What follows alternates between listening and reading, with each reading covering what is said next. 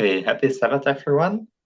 Today we're going to continue about talking about the lines of Paris and the application to World War II and World War III. And well, I tried to make everything in a PowerPoint, which I'll share. So maybe in the beginning I will talk more, and in the end we will make it more interactive. I think that's good. Then we can help each other to see the parallels. But before we do that, let's start with the prayer.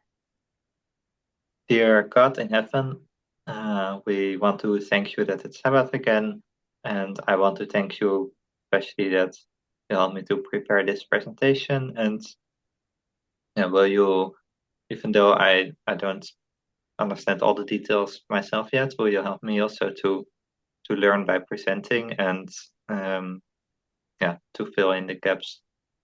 And of course, I pray for all of us that we will learn from it. Will you guide us in this presentation and in our discussions afterwards? I ask you this in Jesus' name. Amen. So, let me share this one. Oh, we are too far. Beginning. Yeah. So I think you make it full screen. Yes.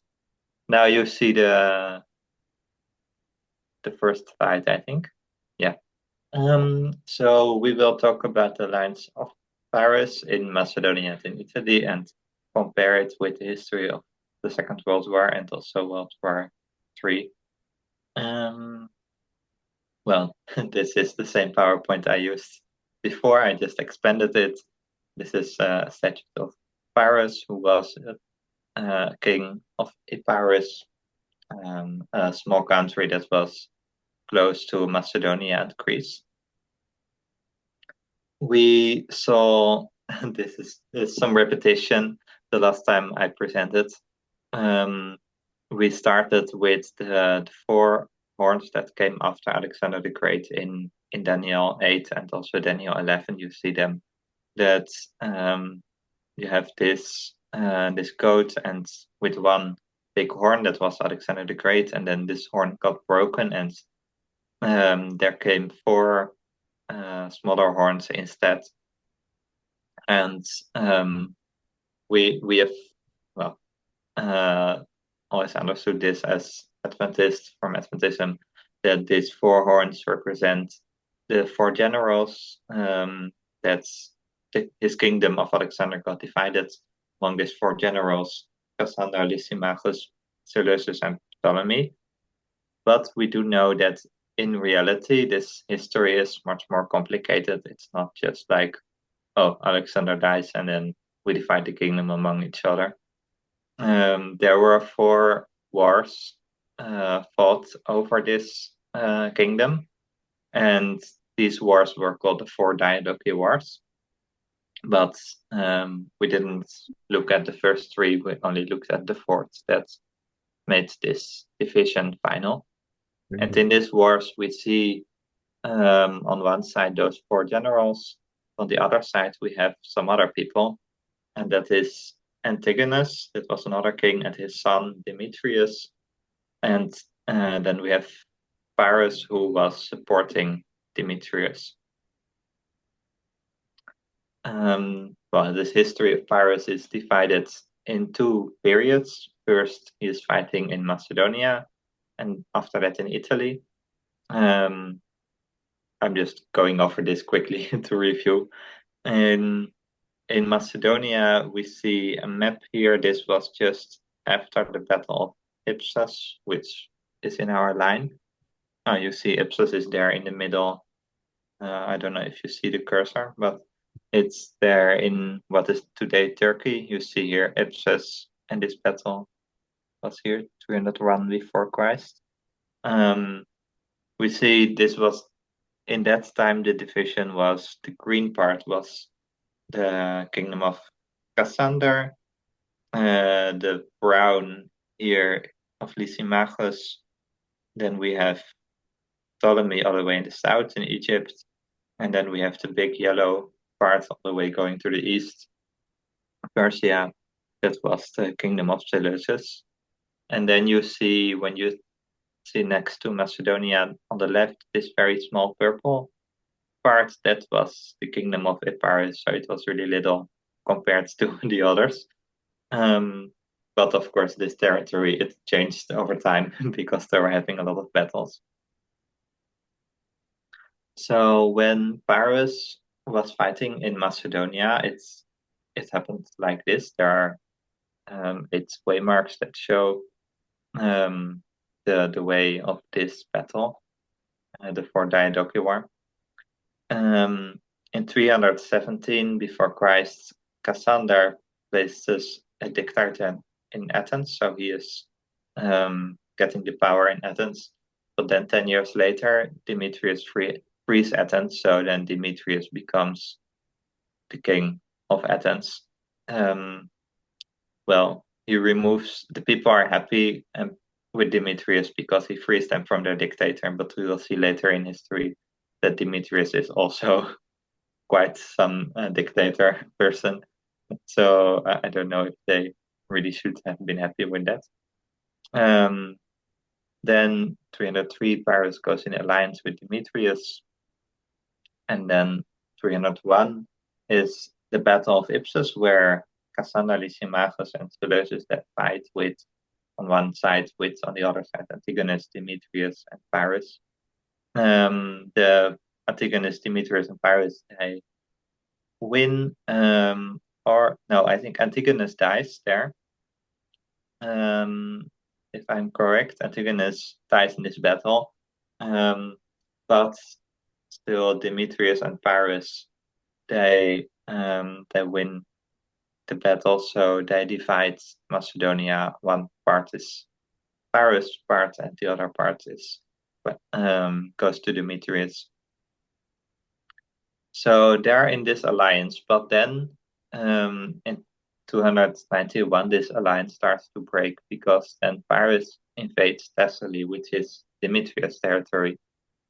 So, but this is just the beginning when their alliance is breaking, and this goes on later in 289 and 88 before Christ, where Demetrius fights back and he invades Epirus, which is Pyrrhus' country. And then they don't fight directly with each other, but Pyrrhus does defeat the general of Demetrius. So here, this breaking of their alliance is complete. And then 287, Pyrrhus joins. He joins with the other side, with the allies, which is Lysimachus, Cassander. Ptolemy is not really present in this story, so it's Cassander, Lysimachus, and Seleucus. So he really, like, how do you say, overlopen.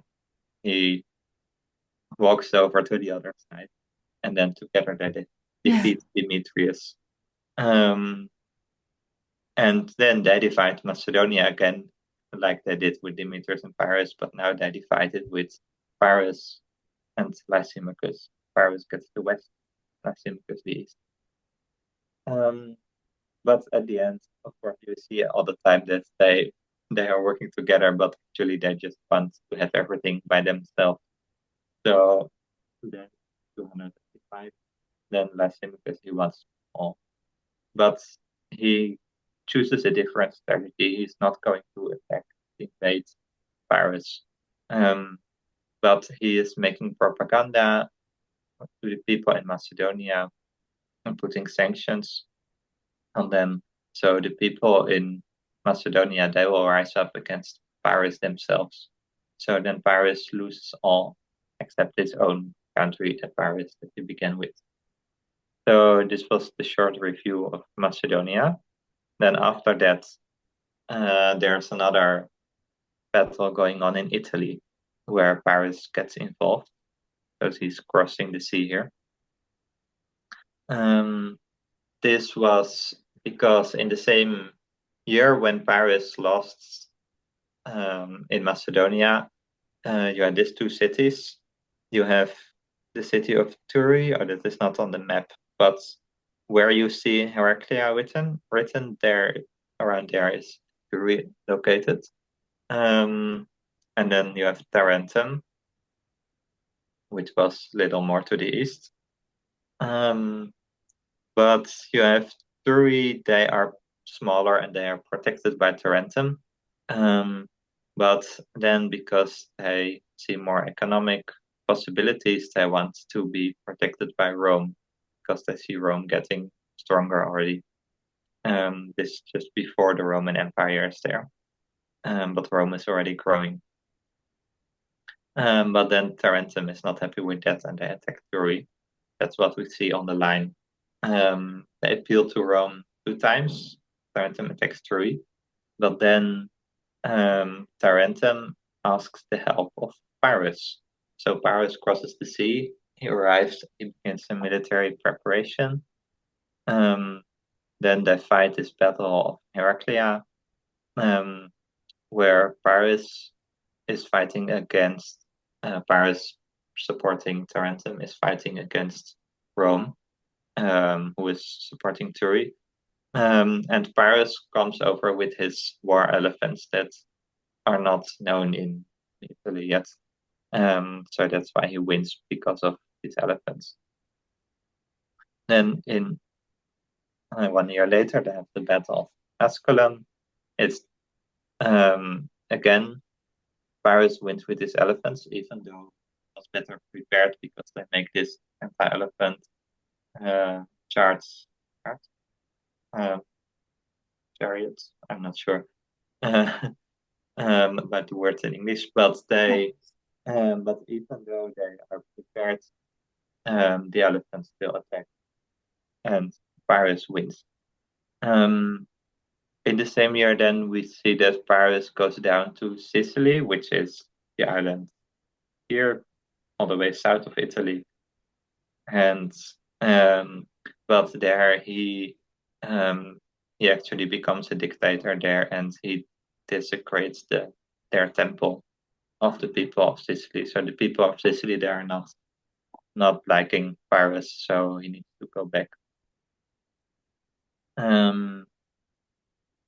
Then after that, 275, we have another battle of Beneventum, where they fight for the 3rd time with these elephants.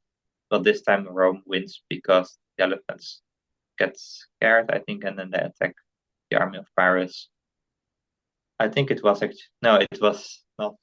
It was like one elephant got scared and something, and then they all attacked Pyrrhus. And then you see Pyrrhus losing, so his kingdom is going down, and Roman Empire is growing in strength, power. And then at the end, 272, Tarentum falls, Pyrrhus dies. So the end of the life of Pyrrhus, and Rome is getting much stronger, and because of Egypt starts to recognize Egypt was, of course, a big kingdom in that time, maybe more important than Pyrrhus and Rome even. But they see, because the Romans defeated Pyrrhus, they see that this Rome is definitely important. So they sent an ambassador to build a relationship with Rome. So this was our quick review of Pyrrhus.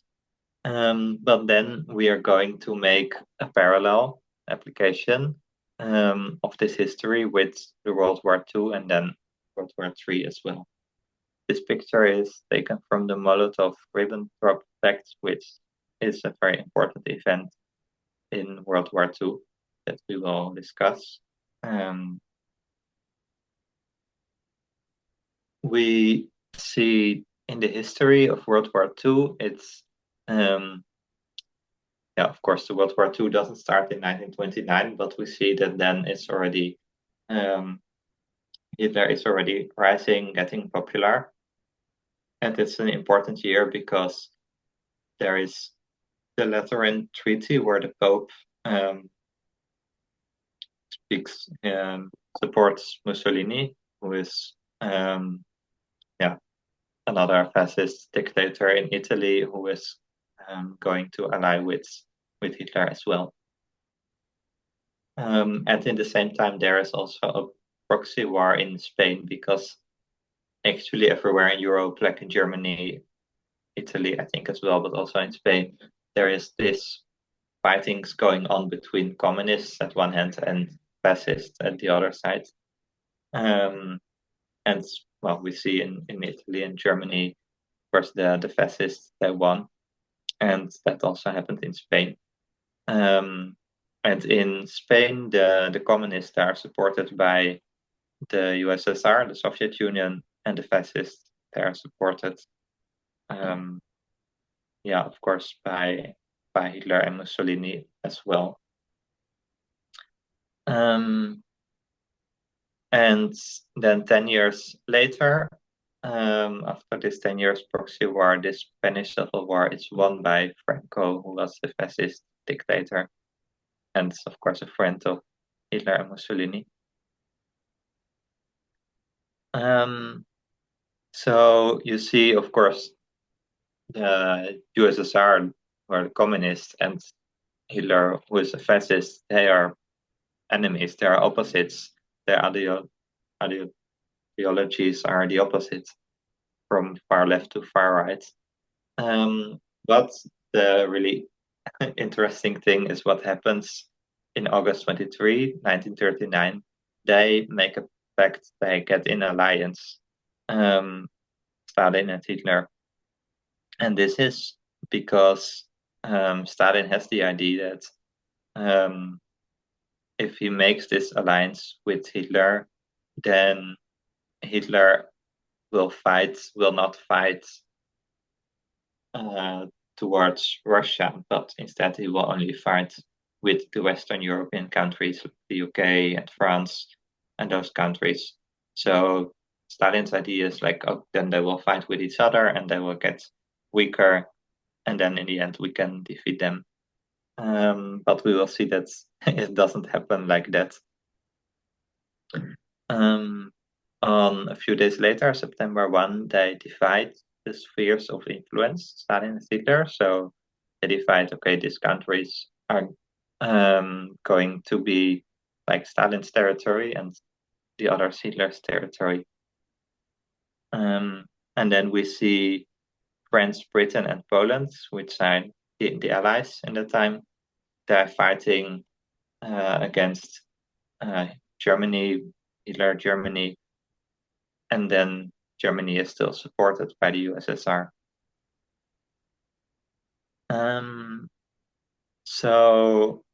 But then already August 1940, so about 1 year later, you see that this alliance is getting breaks already. They don't really agree with each other anymore. And then the USSR decides to suspend trade to Germany, so it's actually a sanction. But then they have a secret meeting, they recognize their spheres of influence again, and their alliance gets renewed. And then, but even though they knew their alliance, Germany is not really faithful, because then the next year, 1941, then Hitler decides to invade Russia, and this is called Operation Barbarossa. They invade the USSR. So, yeah, of course, you see that Stalin's plan didn't work, because his idea was that there would be peace between Germany and the Soviet Union, so Germany would only invade Western Europe, and Russia would be safe. But instead, they do invade Russia, so here this alliance is really broken, and cannot be renewed anymore. This is the same year when the Holocaust also starts, and also the gas chambers, which is the persecution of the Jews. So here you see Hitler Germany is really getting much worse than before it than it was before even. Then in 1945 you see that Russia joins with the Allies, which are at that time then, well, Poland is already defeated by by Germany. So then the Allies are France, Britain, and Russia as well, and also the USA. So they defeat Germany together, and then they divide Europe between the West and the East. So the West is the spheres of influence of the Allies, and the East is under the influence of the Soviet Union. And in Germany, they even divide Germany the same way between the West and the East. And then they also divide the capital of Berlin, again, West and East Berlin. But then, so the where you see when that is broken, support the Allies and defeat Germany together. But this allyship is also for a short time, because after Germany is defeated, and they start again like fighting for territory and competing who is the strongest. And this is the Cold War, where the USA and the Soviet Union, they're like not literally fighting, but they're threatening each other all the time with these atomic weapons. But this Cold War ends in 1989, when we see the fall of the Soviet Union, also the fall of the Berlin Wall. The Soviet Union was 1991, so 2 years later, but the beginning where you see most of the countries in Eastern Europe falling and leaving the Soviet Union. That happens in 1989. But this it's different than all the battles we saw before, because usually you see that one defeats another by going into war. But in 1989, there is no war happening. The fall of the Soviet Union was not because the US invaded, like that. It is because they put a lot of sanctions on the Soviet Union. They used subterfuge, which is like propaganda. So by their propaganda, like the US was having their own radio channel in the Soviet Union. I think it was the Voice of Freedom. So the people started to not support the Soviet Union anymore. And when it got weakened, then finally 𝗂𝗽𝗴𝗏, he decided to make peace with the West, but this also caused the fall of the Soviet Union. And then you see that they lost all except Russia. So this was the overview of World War II. Then we go to what we call, of course, World War III. This is not in the textbooks, World War III, but this is how we see it prophetically, where you have Putin and Trump, who are also making alliances. In this World War III, we mark the beginning in 1979 with the proxy war in Afghanistan. Afghanistan was also under the influence of the Soviet Union. It was not part of it, but it was one of the spheres of influence. But the US invades Afghanistan, which is also an interesting history, because they supported the Mujahideen, which then eventually became the Taliban. But that's another story. They fought this war in Afghanistan, which was then a and then after 10 years, all the spheres of influence that were in the Soviet Union, they were all lost. And they all turned to the West, and also, of course, Ukraine was one of those countries that was even part of the Soviet Union, but they turned to the West and they want to be more like the West and want to be one of the European countries. Well, they are already a European country, of course, but they want to be together with Western Europe. Then we skip some time because we go to 2014, where Ukraine turns west again, because at that time their government is like loyal to Russia. Their president at that time is really on the side of Russia, but there start to be some protests in Ukraine. That is the Euromaidan protests, because people protest against their president because they want to be part of Europe, like the NATO, European Union. So with this protest, there's already some uprising in Ukraine. And then you see that Russia starts, they say that they chase away this president and he flees into Russia. And because of that, Russia attacks Ukraine, already the Crimea area, and then later also in the Donbass and the other region. I forgot the name, but the east of Ukraine. So this war between Russia and Ukraine is starting in 2014.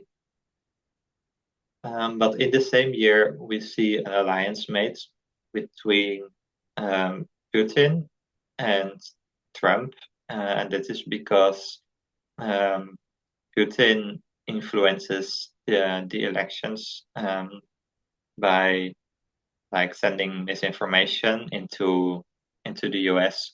So this will eventually make people vote for Trump.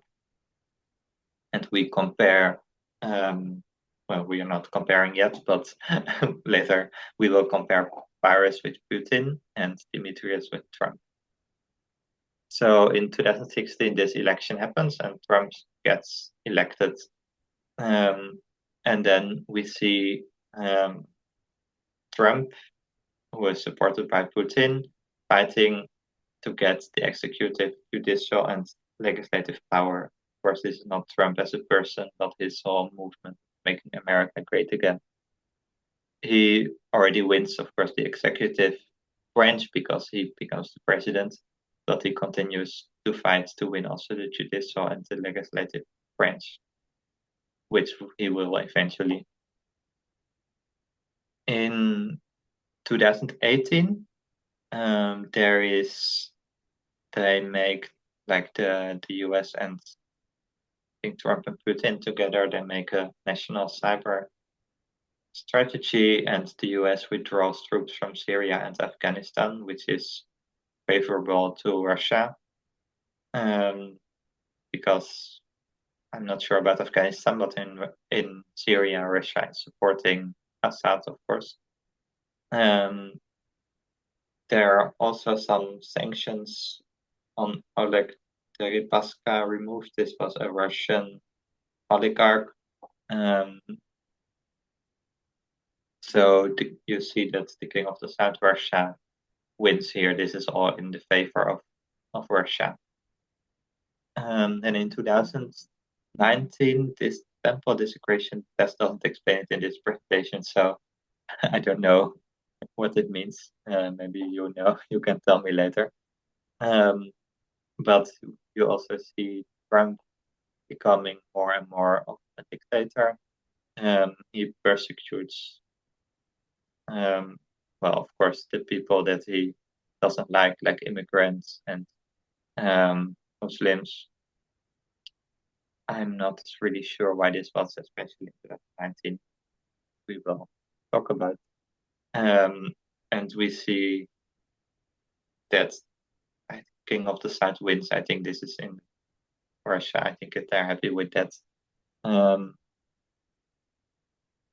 Then in 2021, we see the war in Ukraine. Of course, this already started in 2014, but in 2021, it is a national war. Like Russia is, they're not just fighting only in the Crimea and this eastern region, but in all of the country, Ukraine.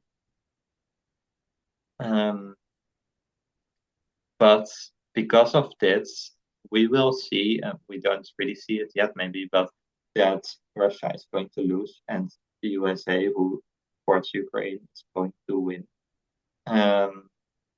Because we can see that Russia is also getting weakened by this war. They are losing a lot of soldiers. They are losing a lot of money in military materials. And we also know, of course, like when this happens, also the European countries like Netherlands, they also put sanctions on Russia, which will damage their economy. And then we have which is still empty here, so discuss that. So now I put everything on these lines together, and I cannot see my whole screen because of the Zoom stuff. But we can see the parallels, and I personally cannot see all of them yet. But the first line, this is Paris in Macedonia, then with Paris in Italy, which is also, you can see parallels between them, and then we have World War II and World War III also being a parallel. I think maybe here we can start to be more interactive. So I hope you want to help me in seeing some parallels. In the beginning, you see in the first line, let's just like go not in the, say not the horizontal way, but the vertical way.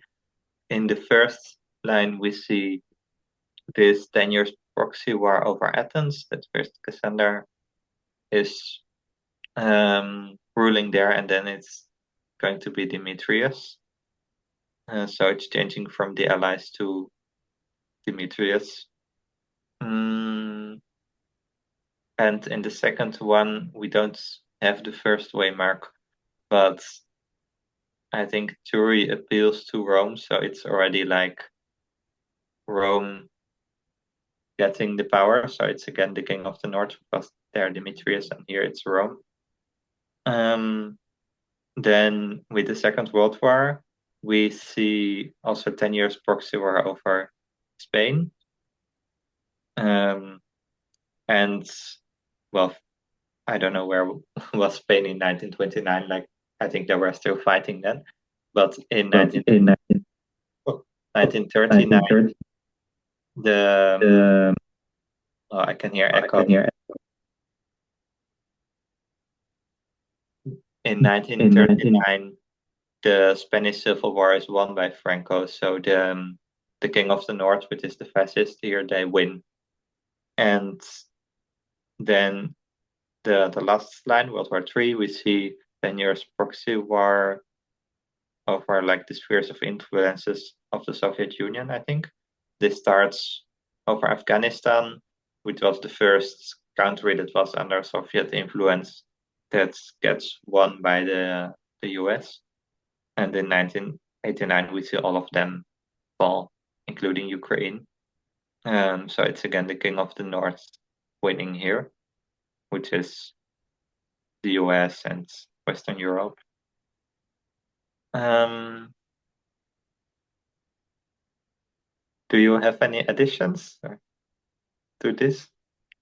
Just look at the first two waymarks, not to all of the other ones. You are really quiet. I think because Arjan is not there. That's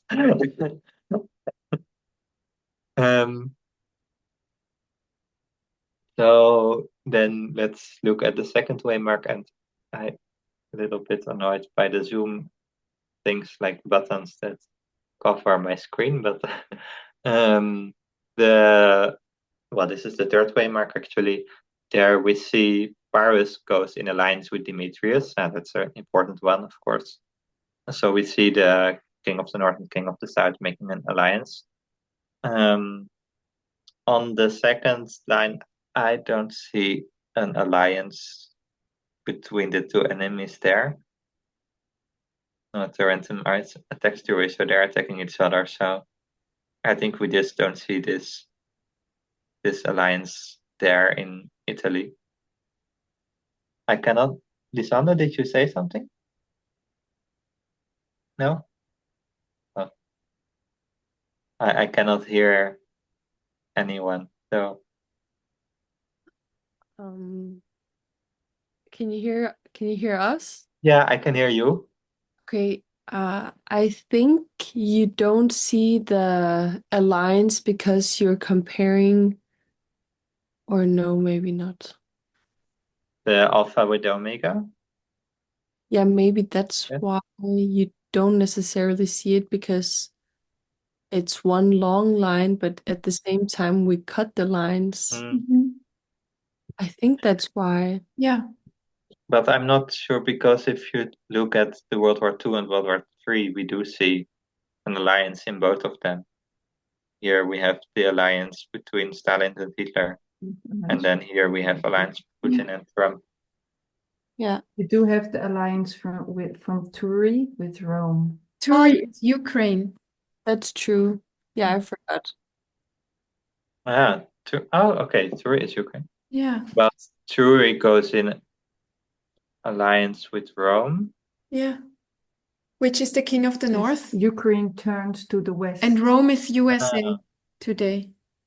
Yeah, that's one. I didn't see Turi as Ukraine. And who is Tarentum then?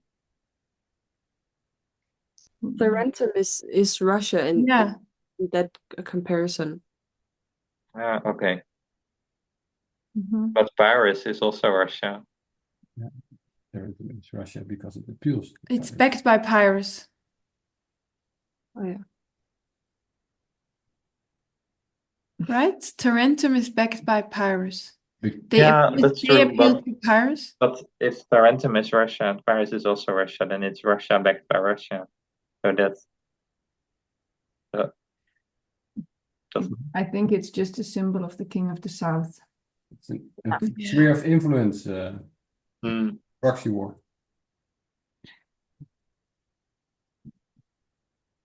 So, okay, we have Turi appeals to Rome. That's the same as Ukraine turns to Ukraine the west. turns west. That's And one. the Yeah, alliance okay. from So you Stalin don't. and Hitler is the same as Pyrrhus having an alliance with Demetrius. Yeah, okay. So when we look at the last line, we can take Ukraine turns west from Turi appeals to Rome. Yeah. And we can, as Russia attacks Ukraine, we can see that from Tarentum attacking Turi. Yes. And the alliance between Putin and Trump, that one we take from the first and the third line, like Paris goes in alliance with Demetrius and Stalin with Hitler. But we we also take it from Tarentum being in alliance with Rome from the second line. The second line, Tarentum. No, Tarentum in alliance with Pyrrhus, you mean? No. Yeah, okay. No, is it not that Tarentum is attacking Turi because they're no. Yeah, if you look at the waymark before. It's just because there was also this alliance, as I remember, but that's back in 19. They don't have. Tarentum is not yet in alliance with Paris. That's the next waymark, I think. That's true. Okay. Here they just attack Rome by themselves. What I thought about was that Tarentum was in a pact with Rome. They had an agreement. That's what I was referring to, that the USA and Russia also had a pact between them that said that they would not enter into each other's spheres of influence. And you see that Rome goes into the spheres of influence of Tarentum, and you also see in our time that the USA goes into the spheres of influence of Russia through kind of interfere or interacting with Ukraine. That's what I was thinking about. I was not explaining myself correctly. So, yeah, I think, well, for me at least, it's easiest to understand if you look at the third one and the first 2 points you can get from this line, and the last one, the alliance from the other ones, I think. And then we have the next one is the Battle of Ipsus. Then you see the three allies, Cassander, Lysimachus, and Seleucus, they're fighting with Antigonus, Demetrius, and Paris. And well, they win, I think. Yeah. They win, so the Antigonus, well, not Antigonus, but Demetrius and Paris, they win and they divide the territory of Macedonia between them. Paris in the west and Demetrius. Oh no, that's the other one. I don't know how they divide it, but Paris and Demetrius, they divide Macedonia. And I'm again not sure about the second line. Paris arrives, begins military preparation. Can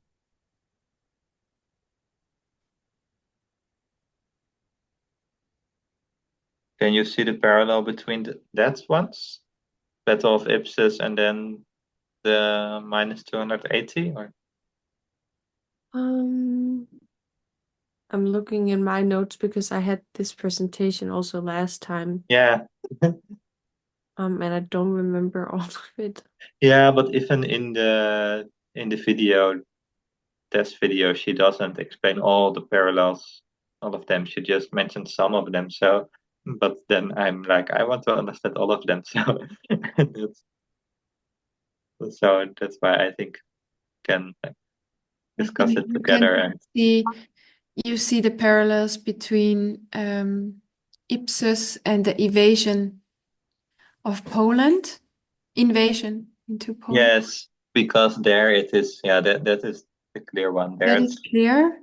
The three allies, France, Britain, and Poland supported.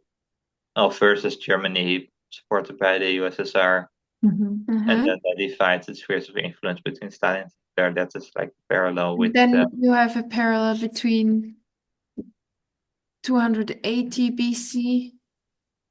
Yeah. And the US election. I think it's just Trump preparing himself to win the to win the executive branch. Well, it's also from the 2016. You see that Putin, as Pyrrhus begins military preparation, you also see Putin building up his own military in 2016. That's that's what my note says. Okay. Yeah, the Praetorian Guard that he used yeah, I think that's mentioned about that in the video, this Praetorian Guard. And I've put it at 2016. I think that's correct, but maybe I misplaced it. Can we even compare Trump with Paris? No, it's not Trump. Putin. Putin is Paris. Yeah, but Like, did you like this Praetorian Guards? Maybe you can look up if it started in 2016. Yeah, so I think that's the beginning of military preparation, and that on the other hand, you can compare Ipsus with 2016. Yeah. Demetrius is Trump, and is backed up by Putin actually in his election to win the executive, judicial, and legislative, to win from the three allies, Cassander, Lysimachus, and Seleucus. So I think that you can compare Ipsus with the invasion of Poland and with the US election in 2016. but that you do see, but I don't know exactly, that's what 𝗂𝗏𝗏𝗃𝗏 said, like that Putin is also beginning his military preparation. And that's the comparison with 280 minus 280. I just searched it up. It says it's in 2016. So okay, good. Then you're so right. it would be nice to put a point underneath there, like Putin begins military preparation, Praetorian Guard. Yeah. Then see the. Wait, we can do that. Can I? Don't know. It doesn't. Up here. This is how it's called, the Praetorian. It's spelled. How is it spelled? Yeah, it's P-R-A-E. Oh. E-E. And then Taurian, as you did before. Yes, Praetorian.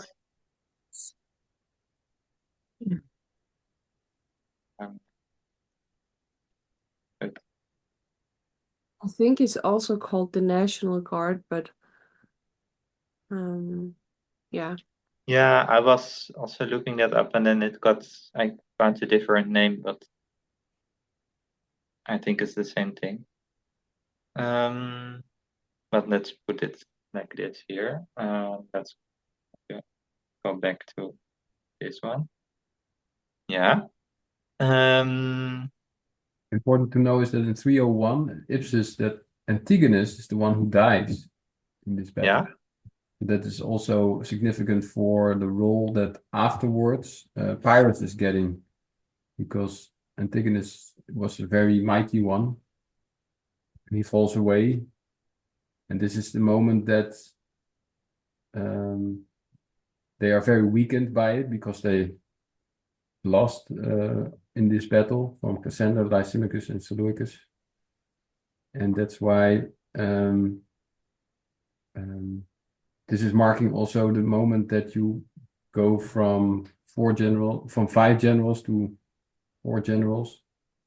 And this is what in Daniel is talked about too. The first moment after Alexander dies, and then it's divided towards 4 wings. 4 winds. But I did not see the death of Antigonus in the other lines, and not because I think it's very significant, and I was looking on how can we see that in World War II. Well, here on the World War II, the death of Poland, maybe, because Poland gets invaded. And then on the World War III, the executive branch. I think. Oh no, I'm wrong because that's the Allies part, and Antigonus is not one of the Allies. No.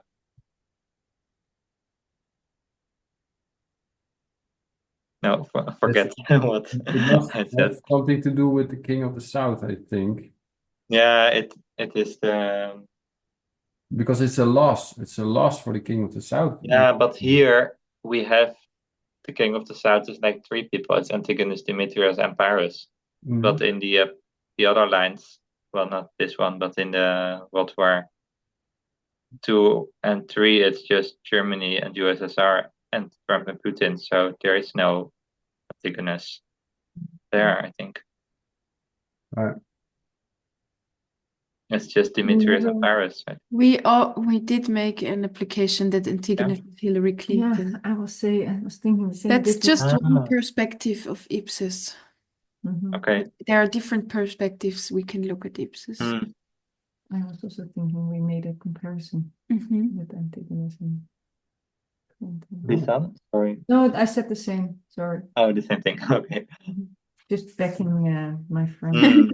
Okay. Yeah. That's very well. Yeah, interesting. So carry on. But I'm not sure about the Battle of Ipsus, like because Antigonus died, but then who won this battle? Like, was it the 3 allies or was it Demetrius and Pyrrhus? Demetrius and Pyrrhus. They did win, okay, but they lost Antigonus, but they won and then they divided Macedonia. Okay. Yeah, Then I was Yeah. wrong. won these sphere of influence. Yeah. Uh-huh. Oh, they lost in Tigris, but they did won the Yeah, battle. Oh, so it is a win because for the king of the south. this is a win of King of the Mm. South, because Yeah. for Russia it's a win. That makes sense because they win because they influence the election in Yeah. Mhm. Here they win, and here also. that makes a lot of sense. Yeah. Here also Germany wins that time still when they invade Poland, and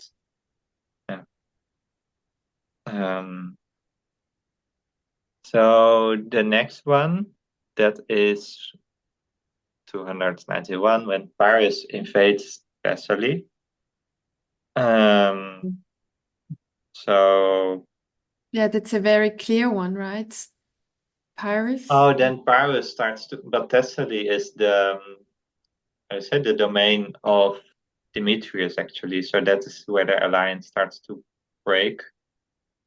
Mhm. Not completely yet, that's the next one, but it starts to break here. And but that's the same as in World War II, yeah, when the Operation USSR Barbarossa. Oh no, not stops yet. to trade Yes, with Germany. to Germany. This is like their alliance starts to break, but then they renew it, so it's not completely broken. That's the next one.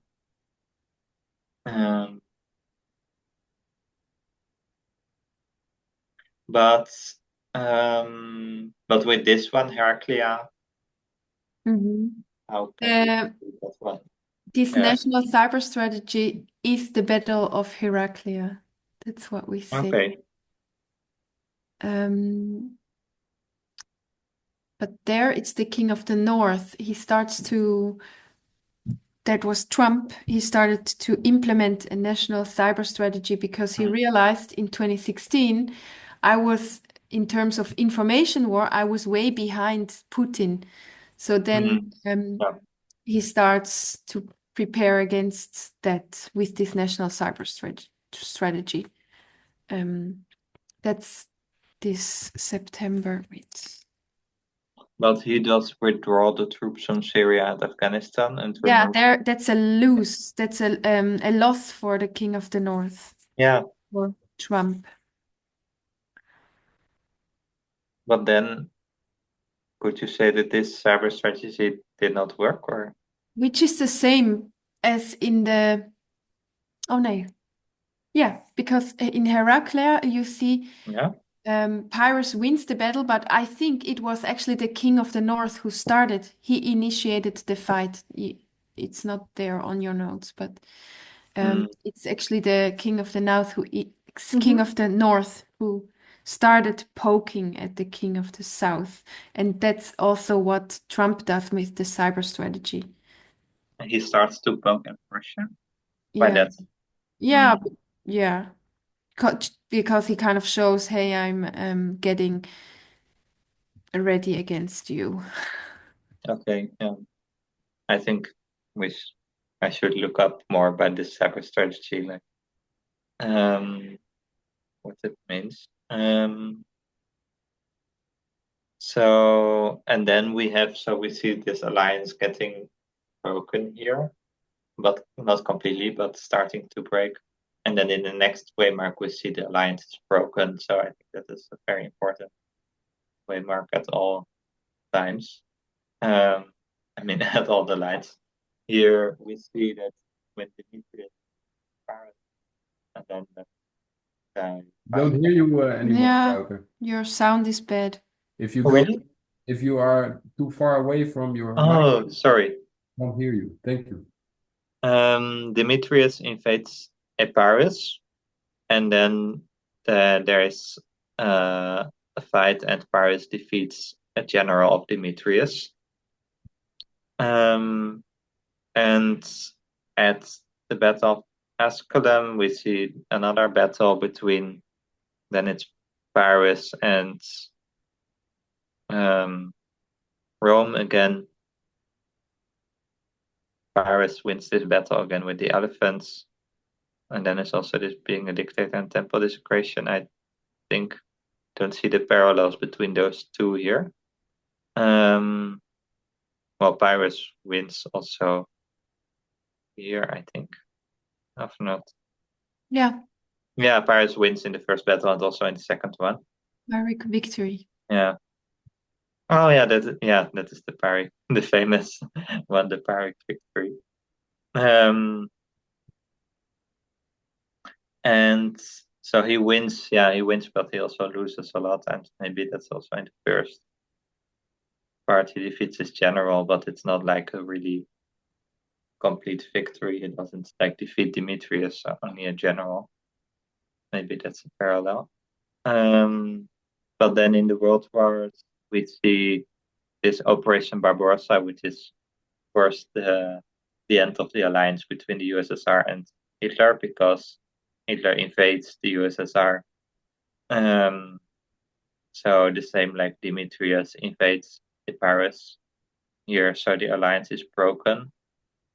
And then this is also the start of the Holocaust and the gas chambers, which I don't really see from the parallel. But No.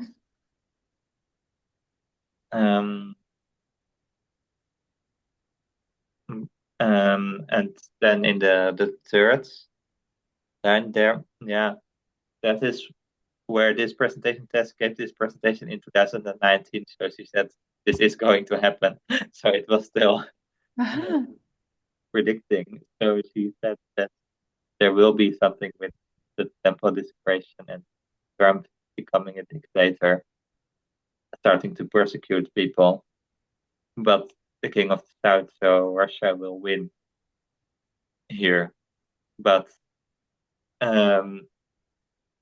she didn't specify yet because it was like before the waymark. So I think this is interesting to discuss, because what it actually must say is that because here in the first one and also the third one, we see that this alliance is broken because Demetrius invades Paris here, Germany invades the USSR.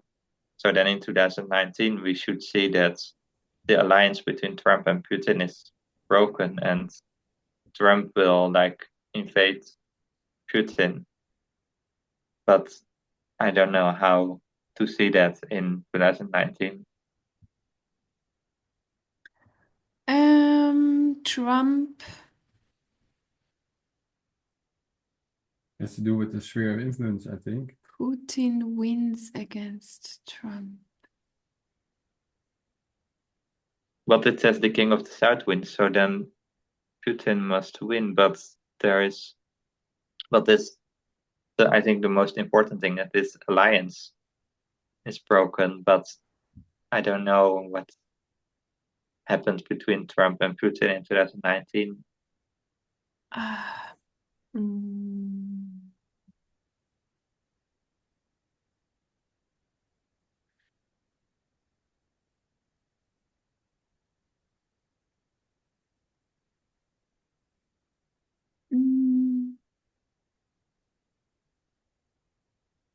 I thought you would have all the answers, but you. 2019,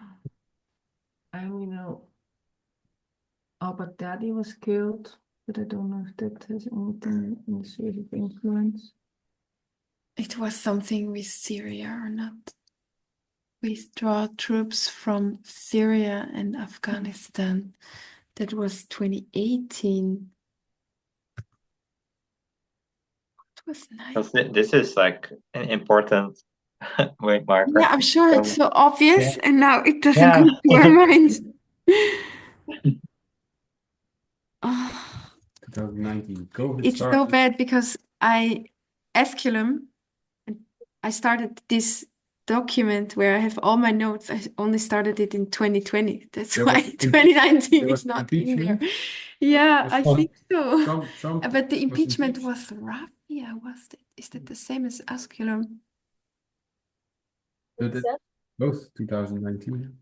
It says that the US withdraw from Syria in 2019 completely. Yeah, So even but though then But there's also until December 2019, isn't it? September 21, September. no, this is 2018. No. Yeah, but above. December 19th.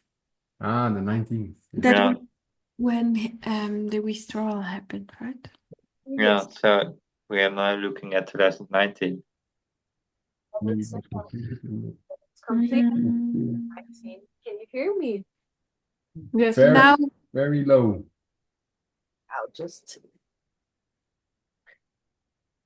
In late April 2019, the Syrian and Russian air forces undertook an extended air campaign against the rebel groups.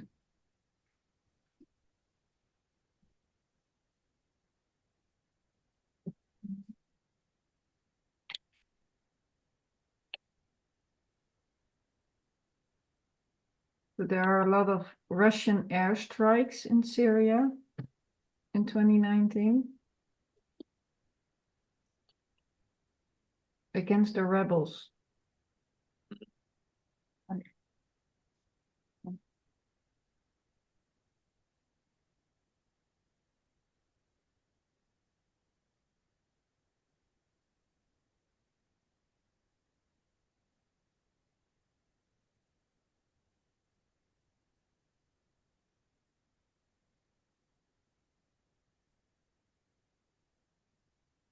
But maybe you know the other points, like what is the meaning of this temple desecration, for example. Was it at the time of Pyrrhus? Was it not that he desecrated the temple on this Carthago, on this island? He went. Paris in Sicily. And there Yeah, that was Paris in he made a Sicily. lot of He trouble. And desecrated the temple and became a dictator there.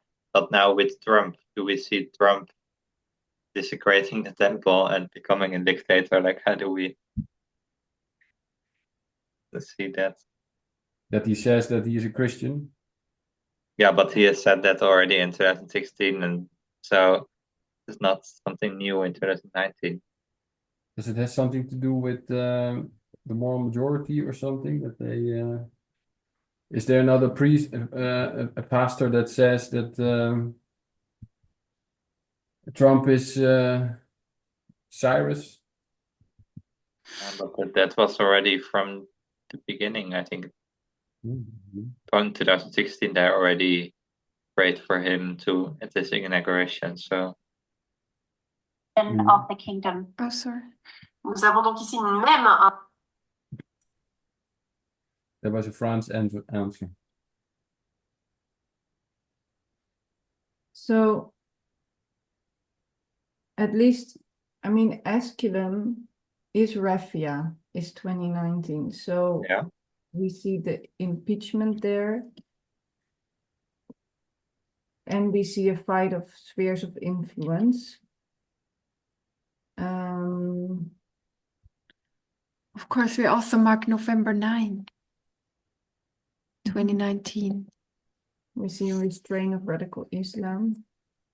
Oh. Let's see if I find more.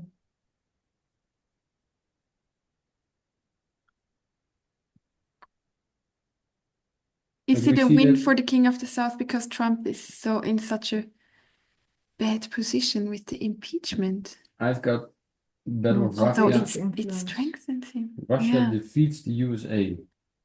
2019. Yeah, but how? Yeah, we should see like some victory for Russia here, but also. And also, but the most important thing, I think, is the breaking of this alliance between Trump and Putin. But it seems like there are still friends even today. So, yeah. First, we think of a hot war. Later, we learn that it is an information war. Yeah. 2019. Now we see that at Raphia, the war ends here. At 2019, the World War ends with the Western Front and the East Front is started from Raphia on. But what did we see? I think I once did a whole study with everyone about Raphia. I wrote everything down on the board. Like we saw Kuwait, we saw a lot with Raphia. We saw all these spheres of influence where we saw that the king of the south was winning, got more influence. Venezuela, Ukraine, Syria, Ukraine, everywhere we saw it. I remember, but I don't find my notes about it. So there's a lot of spheres of influence where the king of the south wins. With the Syrian war, the Afghanistan war, Ukraine, Venezuela, and the Arctic. And it's the change of Western Front to the Eastern Front. The war on the Eastern Front starts at Raphia 2019. And it has to do with the spheres of influence. And in 2019, King of the South wins.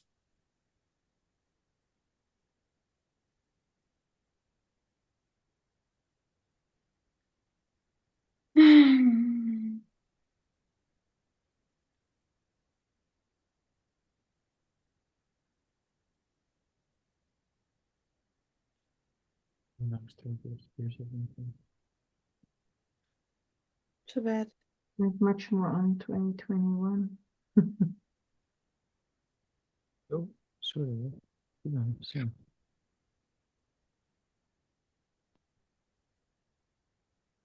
Let's see if I did too it.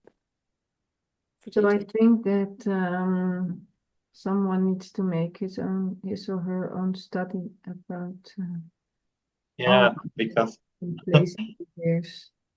I expected you would just say like, oh, and then this happened, and it's this, and it's like this, and then oh, it is like that you were all really quiet.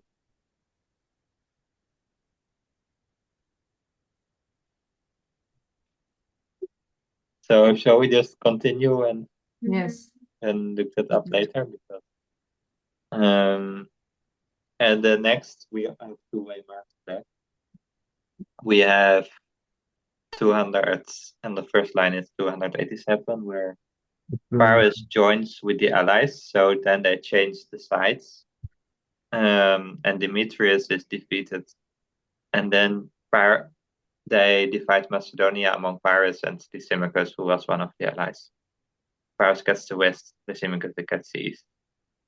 Then the second line we have the Battle of Beneventum. There it's the opposite, because there Rome wins. Here Paris wins, here Rome wins. So because that's also showed that these battles, it's just about this four-way marks from where's Ipsus and where's minus 280 to Heraclea, Asculum, Beneventum. Those four-way marks, they're the opposite, like where here the king of the north wins, here the king of the south wins. I didn't include that in the presentation because one didn't want to make it more complicated, but but here we see that Rome wins. Paris is going to fall, like going down, losing. That's the worst. And Rome is winning, right? So this is like the opposite here. In 1945, we see Russia joins the Allies, just as Paris joins the Allies in Macedonia. Germany is defeated, just as Demetrius was defeated, and they divide the west and the east, just as they did with Macedonia. Paris in the west, Lysimachus in the east. Here it's the Allies in the west and Russia in the east. So that is the other way around actually, but the division west and east, the similarity. But then this Cold War starts. Then in 2021, we see the war in Ukraine, just as they had the war Beneventum, Rome, where Rome won with the elephants, just as Rome won here. Here the king of the north wins, which is the USA. So Russia is losing this war eventually, and the USA is rising in power.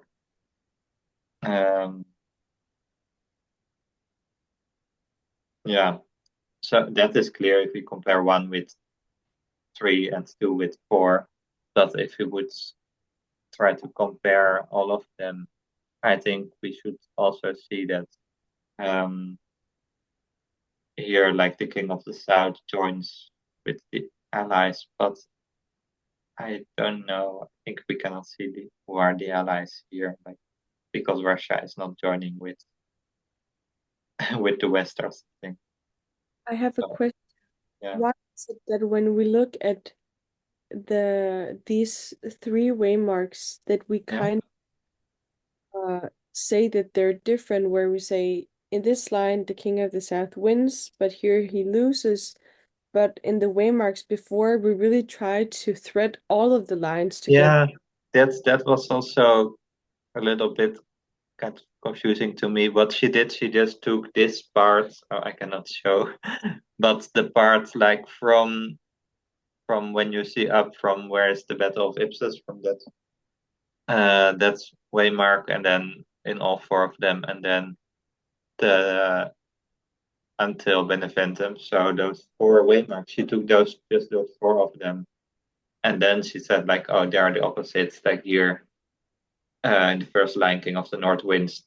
Then in the second, it means the King of the South wins, and in the third, King of the North, and the fourth, King of the South again.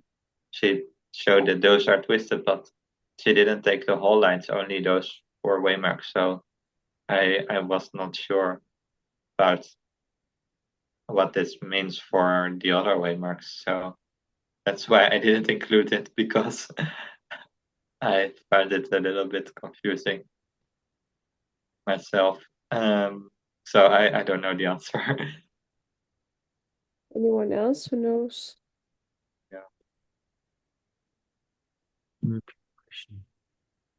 I'll just repeat it in Danish for Emilis. Her, de her vejmarker, der siger vi, at de skifter, hvem der vinder for hver vejmark. Men i dem her, der ser vi, hvordan alle er ens, men her siger vi, at de er lidt forskellige, at de er modsætninger. But I do think that we should be careful to, I don't know if we would see really every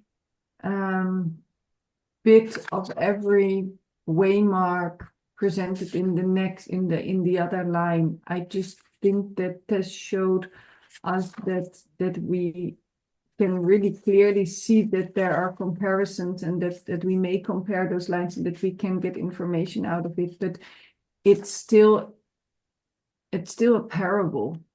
So of course, there are also things that you will not see in there. That's the same if you take a parable out of the Bible. Yeah. You cannot make it a real thing and say we have to see everything. That's what we also saw with Antigonus taking the Battle of Ipsus, and then in one comparison we say Antigonus is Hillary Clinton and Demetrius is Trump, but in this comparison we leave Hillary Clinton totally out of it because it would make no sense. But what I don't understand is how we treat all of the lines is the same up till a certain point, and then we treat them differently. I agree that we see different things in the 3 or 4 last waymarks, but it's just so different from how we view the different waymarks in the beginning, the 5 or 4 first waymarks, because we really, I agree we don't see all the comparisons, but we see most of them, and then we come to the 3 last waymarks, and then we say here someone lose, here he wins, here he lose, here he wins. That's the opposite. But don't you more see, like in Beneventum, that Beneventum and 2021 are really, you can compare them with the USA winning, Rome wins. recognize, and that you see more comparison of minus 287 and 1945. Yeah, I agree with that. It's just more if you go to, let's say, But didn't we do that with the other lines as well? But we should also see the comparisons between 1 and 2 and between 2 and between 3 and 4, because that's the purpose why she put them underneath each other, because in the presentation before that Annabeth gave, then there was like it was one long line with the line of Paris all, and then below that the line of World War 2 and 3. But for this purpose, she put them like all 4 under each other to see the parallels between all 4 of them. I think it kind of complements a bit, but not all. Yeah. I think that's the reason that you see some points more obvious than, but More, points not suit somehow. They don't fit. Yeah, but I'm just trying to understand all the parallels. Just as hard, and of course, but sometimes maybe we just say like, oh, there's no parallel here. Yeah. It's interesting. This was never my on top of my mind, this World War 1, 2, and 3. It was No, I always I've never find had that really difficult. to clear Yeah, I'm a history nerd. So, well, Unfortunately. shall we just go to the last waymark and then stop because we're not really getting farther here. The last waymark, there we see with we don't hear you. Go closer. No. Oh, so now you do? Yeah. Okay. With all these wars, what I found interesting, I think, is with all those wars, we see them having a battle, they are fighting, one is invading the other, etc. But the last waymark is different, because in the first line, you see that it is Lysimachus and Paris, they have divided their territory, but then this Lysimachus wants to have all. But he doesn't. Normally, you would expect he would invade Paris area then, and there would be another battle. But there was not. He chose a different strategy. His strategy was actually information war already here, because he tried to turn the people of Macedonia, just the normal inhabitants, against Paris. So he did that by making propaganda. He told the people of Macedonia, like, hey, you have always been this big country, and Paris is just this little country. You will have always ruled over Paris, but now Paris, the king of Paris, he's ruling over you. So you shouldn't accept that. And he was also putting sanctions. I'm not sure in what way, but anyway, I think this propaganda is most important. So then the people of Macedonia, they rose up against Paris themselves. So that's how Paris lost all but Paris. And yeah, so that's how Lysimachus accomplished his goal. Well, he didn't have to fight. He just made propaganda for the people, the common people. And well, in the second line there's also well, that's Tarentum falls and then Paris dies. So it's there's not really another battle here, but Paris who wasn't. Well, it does. No, there is. I think Paris, he does die in a battle. Yeah, at Argos, where he died in the streets of Argos. Yeah, that's this Battle of Argos. No, that's It's not 272, written. but I think that Egypt sends ambassadors to Rome is 273, and in 272, Rome sends ambassadors to Egypt. Okay. Well, Doesn't yeah, just go on. yeah, because we see current guys, and then because then Rome is winning here, so that's why Egypt recognizes the power of Rome. That's how I understood it. But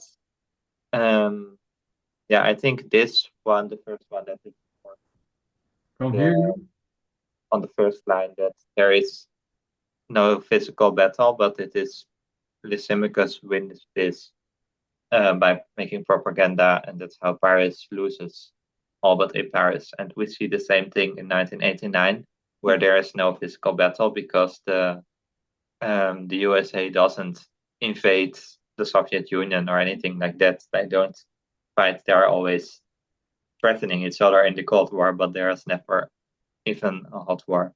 But they win by putting sanctions on the USA, by subterfuge, which is another difficult word for propaganda.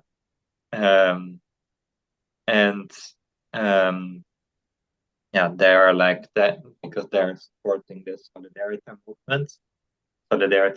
movement. So they make the people in the Soviet Union rising up against their own leaders. The same like Lysimachus made the people of Macedonia rise up against Paris. And that's how the USSR loses all except Russia. I don't really see the second line yet, but I think this is important for our waymark of the Sunday law because we expect to see the fall of the King of the South, the fall of Russia again. And what we would expect naturally is like we would look to the war in Ukraine and think like, oh, this means Ukraine is going to win the war with the support of the West, of course, and then Russia is going to lose. But if we look at the parallels, I think that's not how it's going to happen because we see this war here was not won by a battle, but it was won by propaganda and sanctions. And then the people of Macedonia rose up against Paris, and here we see sanctions, also propaganda, and the people in the Soviet Union rose up against the Soviet leaders. And so here at the Sunday Law Waymark, we should not expect like Russia losing the war in Ukraine or something, but then I think, well, now I'm making a prediction, but then from seeing the parallel, then it would be maybe that the people in Russia themselves, they would rise up against Putin. And that's how Russia will lose. And this will be the death of the King of the South. I think this is just if I would apply these parallels from the first and the third line, mostly, I don't really see well, of course, the second line shows the death of Paris, which is the death of Putin, not physically, but the death of his power. So I don't know if you agree with me or I just try to make see the parallel here. I think that at least we should always know that the battles fought now are information. Yeah. It's not a real battle, but I also think I don't know if we can apply this literally that people will rise up against Putin. But 1989 more it was subtle. information war already. 1989 it was already an information war. And we see that in the whole line. Yeah. The whole last line. And I think that we did already see some things where we can see Putin is really kind of falling or has fallen Mhm. in that way, or Russia, because we see more than one thing now in this year, in 2024, at least with, well, we saw it at the camp meeting in Wales, like Trump calling Putin and actually showing that Putin has no power, strength at all anymore, because Trump says, I will make sure it's arranged what you need. So actually Trump says, I'm the mighty one, and I will take care of you, you little one. And yeah, that's what I was trying to see, like, because here at the 𝗂𝗶𝗃𝗲𝗃 we see that this alliance is broken, so then we should see the alliance of Putin and Trump gets broken somewhere, but that's what and I was in looking July for. we saw Europe really taking a stand against Russia also, saying that Viktor Orban was not couldn't go on his peace journey.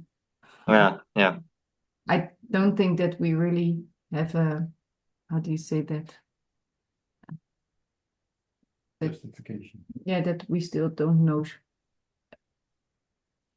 Can you repeat what you said? What?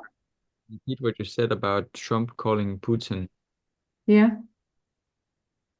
What was it about? Can you repeat what you said there about him saying? The 7th of November, I think, like 2 days after he's won, Trump called Putin and said, hey, don't escalate the war in Ukraine. I have a lot of troops in Europe. And between the sentences, you could read, wait until I'm president, I will take care. See what happens. We'll see what happens, but don't escalate. That's what 𝗃𝗻𝗃 was talking about in his Wales, second presentation. in the last one. So he was showing his might. Yeah, Trump said, hey, I'm the big one. I'm the mighty one. Don't do anything stupid now. Just wait until I'm in power and I will take care of you. But that shows actually that Putin has no strength at all anymore. That the king of the north has won. But it could be also meaning that he says, wait until I'm president and then I will take care of Ukraine, Zelensky. Yeah. And I will But even convince Zelensky that he will stop, and then you have your region that you want. let's say about Putin, he cannot do it himself. He needs someone Trump to hand him these territories. Putin tried to annex these territories by himself, and nobody accepted it. It failed. It didn't work out. Nothing really. He couldn't do his invasion the way he wanted. So he doesn't. He cannot do anything. Both ways, yeah. And now, yeah, he needs someone to hand him these territories. Yeah. So we at least see really that the king of the north won in that. Like that's the mighty one. That's the winner. And Putin. It's getting clearer, I think. But we're not. It's not yet formalized. No.